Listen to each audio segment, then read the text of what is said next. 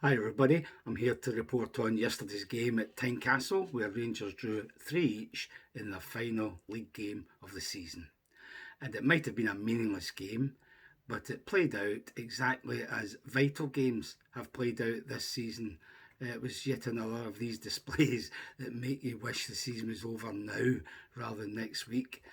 If I describe the three goals first, that was obviously the best part of our game. Three good goals. The best of them was the first, which was McCausland. He managed to sort of challenge for the ball with a Hearts guy in the middle of their half, I would say, and got the ball, took it away from him, went by another Hearts guy and smashed a beauty from outside the box, low, just in off the post, I think it went. So that was a great goal. The second goal was a nice move, went to Cantwell. Nice bit of nifty footwork. He's capable of that, we know. And he fired it into the goal low as well, similar to McCausland's, only much nearer. And then the third goal, that came from a great move up the right, ball into the box. Defender should have booted it away or got something on it. But actually, Silva did really well to just nip in from behind him, take the ball away from his boot, and then a first time shot into the net. Great goal. I hope Drossers was looking at that because that's how you do it. Of course, he'll never do that. He never has so far. He'd have taken 4 or 5 touches if he'd even been quick enough to take the ball away from the defender. So that's how it should be done. That's one of the reasons I think we should be playing Silva through the middle instead of Drossers next week against Celtic. There's always a chance he could do that against the likes of Carthorse Vickers and big Doughball Scales. So let's hope the manager thinks that as well. Anyhow, 3 great goals. Drossers had his usual 3, 4 misses, a couple of them sitters, I would have said. And in fact, 2 of them in the first half when it was nothing each, which should have been an easy street if he'd done his job properly. But oh no, the usual, hit it straight at the goalkeeper, especially the second one, I think it was, when it was passed straight across to him. He's about 8 yards out, nobody to beat, the goalie's on his goal line, half the goal's empty, he fires it straight at the goalkeeper. I mean, that's what makes him a dud.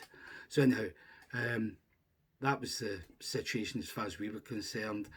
Hearts, 3 goals. What can you say about them? I mean, when I saw the first goal from Shankland and the TV pundits were discussing it, we're on the ball. Cantwell's deep in their half. He tries a pass and he gives the ball away. Now, at this point, the Hearts guy has got the ball in his own half. Nobody near him. He can pick a pass out from anywhere. The scorer, the top scorer in the league, he's standing just a yard or two inside our half in the middle. Tavernier, about 20 yards away, is a yard or two in their half, not even looking at Shankland. Now there's King, who's to the left of him, and there's another Hearts player, and I think it was Yilmaz, not Yilmaz, what's his name, Davis, to the left of him. So when the ball comes through, right through the middle, Tavernier's nowhere to be seen. Oh, there's the top striker running on the ball. I better trundle after him. So obviously Shankland just runs towards goal. Beautiful chip over the keeper, and they're 1-0 up when we had the bulk of the play and the best chances at that point. So that summed up our season. We start a game well, the other team's not done very much, and then they open the scoring from a breakaway or a ball up the middle that we defend badly. So that just sums up our season, really. We go a goal behind, then we get into the lead, and then near the end, we lose a goal that either results in a draw or a defeat. So that was what happened yesterday. Actually, unbelievable that we keep doing this. And we've even got a couple of different players in the defence at this point, so it's not the same old defenders, well, apart from Tavernier, obviously. So, shocking pattern that the game unfolded with. When you think about it, Hart's second goal, that was another typical one. The guy out on the left, Tavernier, stands off him.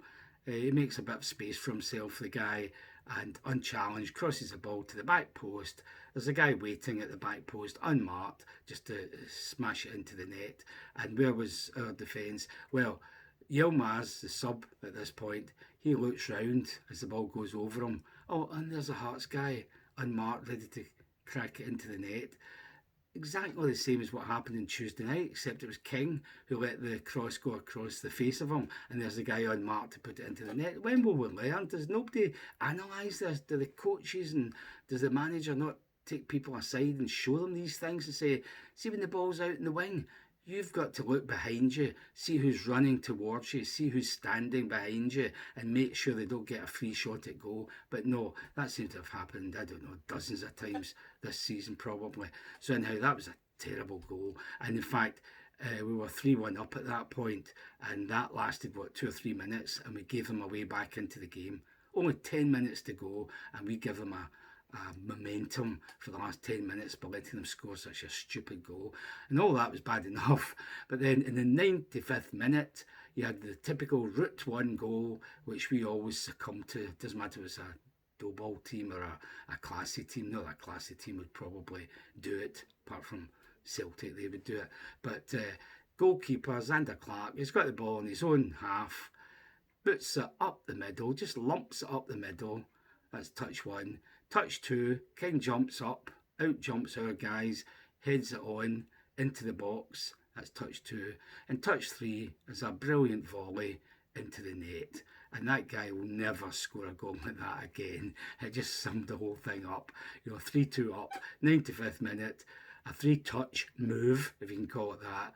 And all of a sudden the game ends 3 each. Brilliant volley, but that ball should never have reached the guy inside the area. I think it was about the penalty spot when he followed it in. So shocking negligence on behalf of just about everybody in the team at that point. So a 3 each draw, it didn't matter, but it just summed up our disorganisation. I mean, the players are substandard, some of them, but you've got to look at the coaching and the manager. What are they doing in training when they allow that kind of thing to happen? We seem so disorganised when we don't have the ball. People don't seem to know where they should be going, who they should be watching, who they should be tracking when somebody's running through the middle or up the wing. It just seems so disorganised that you're wide open at times. So shocking defending. And I don't just mean from the defenders. I mean, 3 of them who started yesterday's game wouldn't normally be in that defence, so you can't really blame them. It just seems a lack of proper organisation and coaching, and that's the worrying thing. Even if you get better players in, hopefully the coaching will have them in a system where they know what they're supposed to be doing, especially when they don't have the ball, because too often that's when teams can just run through us or one ball up the middle and all of a sudden there's a goal scored. Jack Butland had a couple of great saves, yeah, I suppose they'd be great saves. But Zander Clark, I mean, he's fighting for his place in the Euros. He had about 4 or 5 great saves. I think we had 10 shots on target. And the fact that we only scored 3 goals means he had 7 saves. And there was 2 or 3 blocks when the ball was on the way to goal as well. So we had enough shots at goal to win the game. I think Hearts had something like, we had shots, I think we had about 20 something shots. They had about, I think, 10 or something, and 4 or 5 on target, that kind of thing.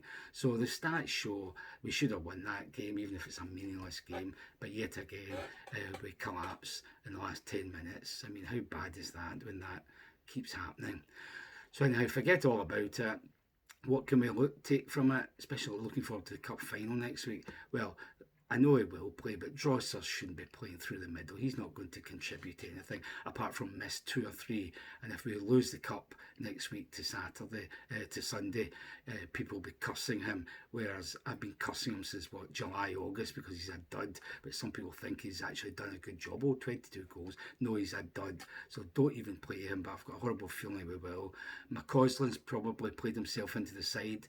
Ditto Cantwell. I'm hoping Souttar will be back, or at worst Balogun will be back. Yilmaz should play from the start, even if he can't manage the whole game.